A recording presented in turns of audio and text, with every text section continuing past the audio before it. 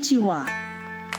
Mayumi here, half Japanese, half Filipino, pero 100% invested sa nangyayari sa Pinas. Ang dami kong nakikitang videos about Kingdom of Jesus Christ and Pastor Apollo C.P. Boloy. Pero wait lang, lahat negative, lahat issue, lahat parang decided na agad. And gets ko, importanteng pag-usapan yan. Pero bilang Gen Z, sanay kami magtanong. Kasi ako, hindi lang ako nanonood online. I've actually seen something else. Dito sa Japan, I've been around youth activities ng Keepers Club. Hindi siya perfect. Pero hindi rin siya iniisip ng iba. I've seen teens na natutong mag-music, nag-i-edit ng videos, natutong magsalita in front of people, nagiging confident. And honestly, sa panahon ngayon, ang hirap makahanap ng ganong environment. Kasi real talk lang, ang dali maligaw ngayon. Bisyo, online toxicity, walang direction. So kapag may kabataang may ginagawa na ganito, hindi ba worth noticing? So napaisip lang ako, pwede bang sabay na may issue at may positibong epekto? May nagsasabi, ginagamit lang ang kabataan. Pero based sa nakita ko, kung ginagamit lang, bakit may natututunan? Bakit may growth? Bakit may direction? And it's not just skills, may environmental activities pa, community work,